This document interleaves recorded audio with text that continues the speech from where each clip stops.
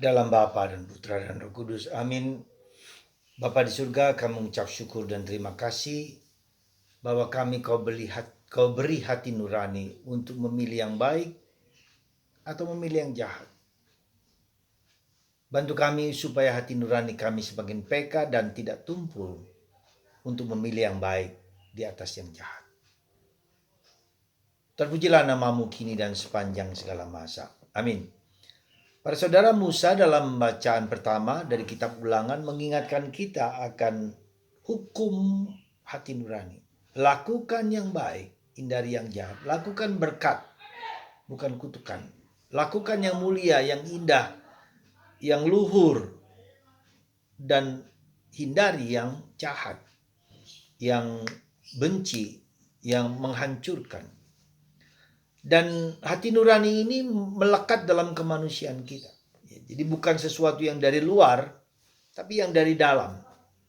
Dan hati nurani ini bisa menjadi tumpul, ya, karena situasi, karena keadaan, lalu orang membenarkan yang jahat sebagai suatu yang kebaikan dan menetapkan yang jahat sebagai suatu kebaikan dan menghindari yang baik lalu melakukan yang jahat. Dan itu bisa terjadi karena pergaulan dengan orang lain atau karena keyakinan tertentu di suatu tempat tertentu yang diterima oleh umum. Tetapi ini suatu prinsip, dan prinsip ini punya bukan hanya sekedar prinsip tapi punya dampak. Punya dampak keluar, mempunyai akibat, maka orang menyebut sebagai karma. Ketika orang melakukan yang baik, maka karma baiknya ada. Ya, dia melakukan yang baik, lalu terus-menerus maka dia akan mendapatkan sesuatu nilai kebaikan, kedamaian, ketentraman, bukan hanya dalam benda, tapi pada suatu sikap batin damai, tentram, menyenangkan, menggembirakan, dan seterusnya. Tapi ketika orang menyimpan sesuatu, melakukan sesuatu yang tidak baik, maka itu juga berakibat kepada kita semua. Jadi hati nurani itu bersifat apa? Bersifat karmaik, ya, menjadi bumerang. Kalau bumerangnya baik, ya lakukan baik, bumerangnya baik. Kalau yang jahat, bumerang jahat. Jadi dari ini terjadi nanti pada kemudian, ya, pada waktu yang akan datang. Entah di dunia ini ataupun di dunia yang akan datang, dia harus menerima risiko dari perbuatan-perbuatan jahatnya itu atau perbuatan baiknya itu. Nah, maka itu hidup adalah pilihan. Ya, sekali lagi hidup adalah pilihan. Mau milih yang mana, monggo. Ya, Anda sendiri yang menentukan, dan disinilah sebetulnya suatu anugerah dari Tuhan. Tuhan mengingatkan kita dengan Roh Kudus-Nya. Ya.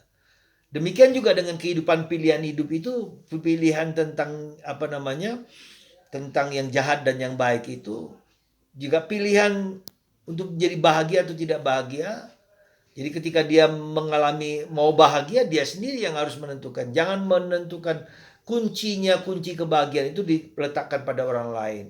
Dikuasai oleh orang lain. Saya yang menentukan saya bahagia atau tidak, saya gembira atau tidak, atau saya susah atau tidak. Saya yang menentukan. Jadi di sini ada unsur bawah sadar kita menerima penderitaan itu sebagai bagian dari hidup kita yang kita harus jalani atau tidak. Saya memilih untuk menjalani menghadapi penderitaan dan salib. Seperti Yesus mengatakan hari ini bahwa bahwa penderitaan, ya, Yesus akan mengalami penderitaan. Yesus tidak lari dari penderitaan, dari salib. Maka dia dibangkitkan, dan pada hari ketiga ia dibangkitkan. Jadi kesetiaan akan apa? Kesediaan kita untuk menerima realitas kita itu juga merupakan pilihan. Apakah saya menolaknya, misalnya penderitaan, saya menolak, saya tidak mau menerima ini, saya benci, saya marah, saya dendam, ya itu berakibat pada kita masing-masing. Jadi misal saja sebagai contoh konkret yang hari ini kita katakan kelompok paslon A menang, lalu padahal kita masuk paslon B, ada perasaan marah, perasaan kecewa, dan seterusnya. Ya, kecewa atau tidak kecewa tergantung dari saya. Saya belajar menerima realitas apa yang terjadi di luar saya dengan penuh ikhlas, dengan penuh iman, dan penuh kekuatan. Nah, jadi dan kedua, bahwa kita untuk berbuat baik itu akan menanggung penderitaan, menanggung salib juga, bukan yang gampang. Dan itu karena kita adalah manusia yang lemah, karena kita adalah manusia yang terbuat dari debu tanah. Jadi kita tidak selalu bisa melakukan apapun, ya. Kita terbuat dari debu tanah yang rapuh, yang fragile, maka kita harus berjuang terus-menerus. Ada proses yang panjang supaya kita tekun tabah dalam menjalankan kehidupan.